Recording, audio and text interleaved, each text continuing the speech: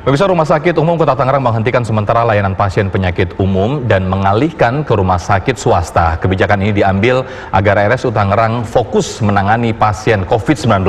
Karena itu, rumah sakit swasta diharapkan mampu melayani pasien rujukan peserta BPJS.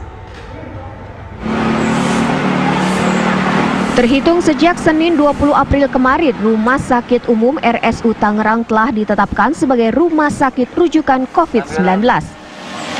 Seluruh poli pemeriksaan ditutup.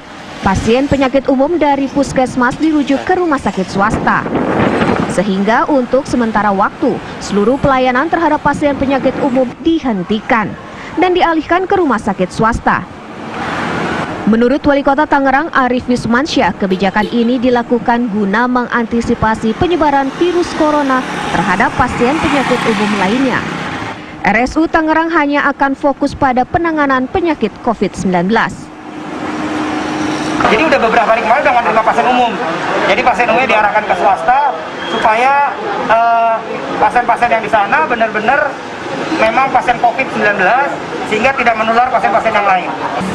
Kebijakan ini rencananya akan berlangsung selama 2 pekan ke depan, namun dapat diperpanjang sesuai kondisi jumlah pasien COVID-19. Dan rumah sakit swasta diharapkan mampu bekerja sama menerima pasien peserta BPJS, sehingga layanan kesehatan bagi masyarakat tak terganggu. Dari Tangerang, Banten, Kusnaidi, TV One mengabarkan. Ya, Rumah Sakit Umum Daerah atau RSUD Kota Tangerang menghentikan sementara layanan untuk pasien penyakit umum dan mengalihkannya ke rumah sakit swasta. Untuk mendalami hal ini langsung kita tanyakan kepada Wali Kota Tangerang Arief Wismansyah. Selamat petang Pak Arief.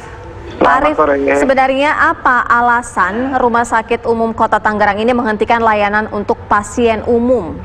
Iya, jadi kita menganalisa data perkembangan COVID-19 di Kota Tangerang ya, karena sekarang Kota Tangerang itu angkanya cukup tinggi, bahkan tertinggi seprovinsi Banten.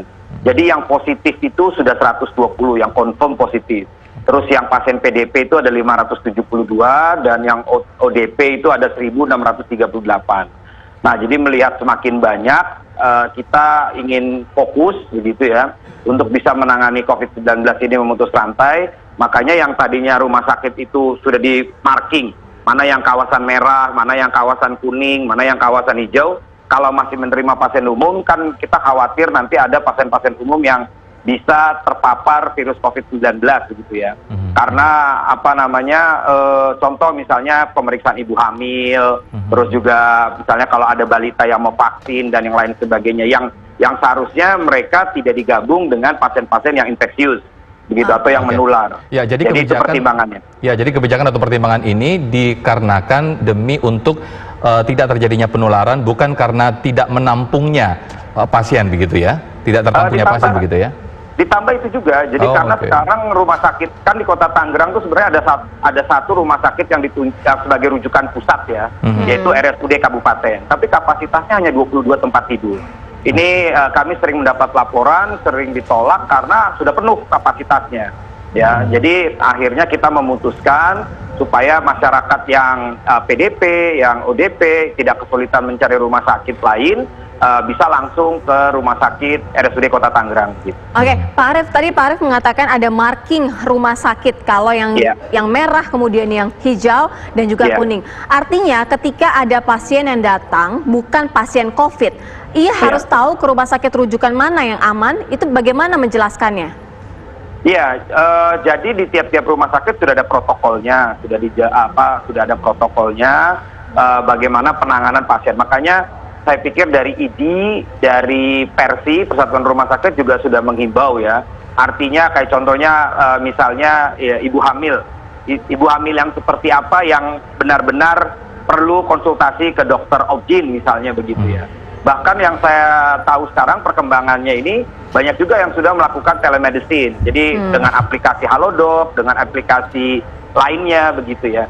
Karena kan kita tahu data awal sementara contohnya dokter gigi sama dokter THT itu paling banyak terpapar begitu awalnya. Jadi makanya rumah sakit sudah membuat protokol-protokol untuk yang masih dicampur. Makanya kita khususkan supaya yang merasa punya gejala COVID tidak perlu lagi ke rumah sakit lain, bisa langsung ke RSUD Kota Tangerang. Ya, Pak Arief, total ada berapa rumah sakit di sana yang menangani pasien COVID-19 dari jumlah secara keseluruhan rumah sakit di Kota Tangerang?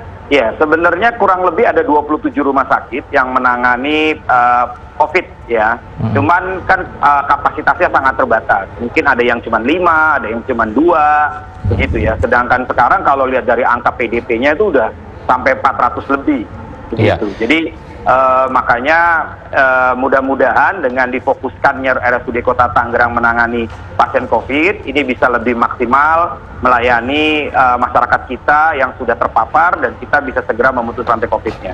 Ya, Pak Arief, ini kan ketika RSUD ini dikhususkan untuk menangani COVID, sehingga penyakit-penyakit umum dialihkan termasuk ke rumah sakit swasta. Nah, ini pertimbangannya bagaimana ketika mungkin ada pasien atau warga yang kurang mampu, karena kan biasanya kalau swasta pasti mahal begitu.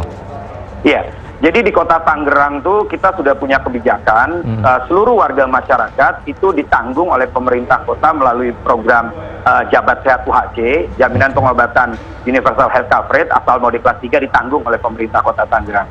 Jadi saya pikir nggak usah khawatir buat masyarakat Kota Tangerang yang sakit begitu ya, karena pastinya rumah sakit swasta udah siap menangani. Kalau ada keluhan, tinggal menghubungi 112 atau 119. Dipastikan seluruh warga Kota Tangerang sudah mendapatkan fasilitas tersebut yang Anda sebutkan tadi? Iya, iya. Ini untuk pasien dengan sakit COVID atau seperti apa, Pak Arief?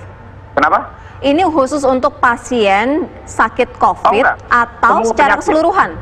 Seluruh penyakit, seluruh warga masyarakat Kota Tangerang itu kita menganggarkan kurang lebih hampir 200 miliar untuk biaya BPJS-nya 1 tahun. Oke, baik, terima kasih Pak Arief Wismansyah, Wali Kota Tangerang.